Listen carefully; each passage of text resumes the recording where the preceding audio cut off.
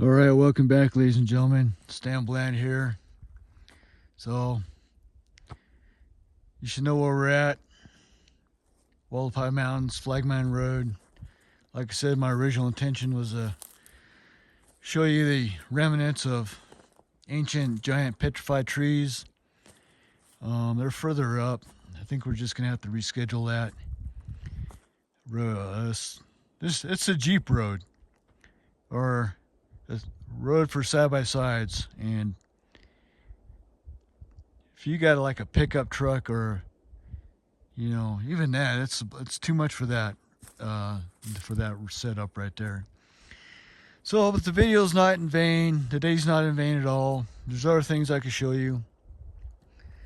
Um, so, like I said, part today, this day and age, what makes up the Wallapai Mountains is what I believe is a cluster of petrified trees that were harvested prior to the flood. And also, they served as high ground here in the Wallapai Mountains. They served as high ground during the Great Flood, during the catastrophe. And so all the creatures that took up high ground got caught up in the petrification process. So let's look upward here. Those peaks, all right, those are all creatures at one time, formerly biological, and are now geological.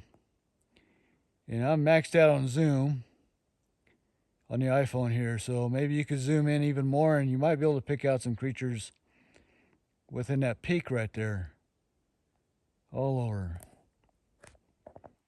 Okay, so the floor here, all these rocks and small boulders, these are all remnants.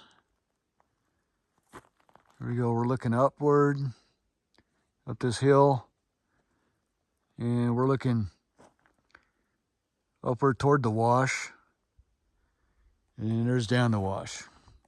So all these rocks and boulders are also part of these creatures. A lot of them got torn apart and boiled down, where they just come apart and they just look like boulders.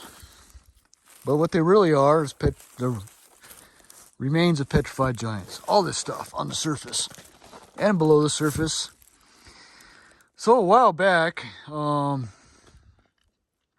I learned, there's a YouTube channel called mudfossiluniversity.com that's ran by a gentleman by the name of Roger Spur.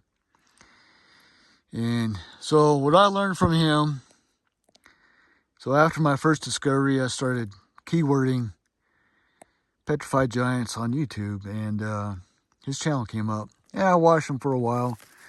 I still occasionally watch him. So we have moss here, according to Roger, and I absolutely believe him.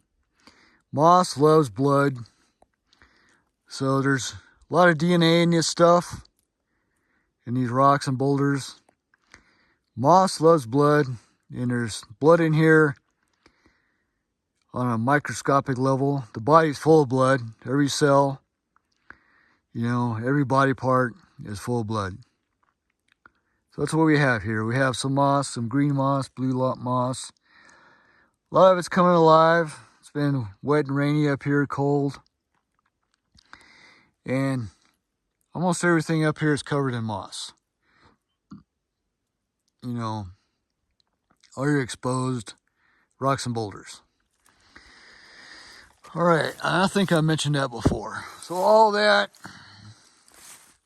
up there, everywhere.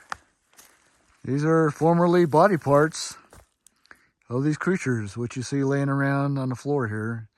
all up into this hill. All right, I'm going to close out the video. See you on the next one. Thanks for watching.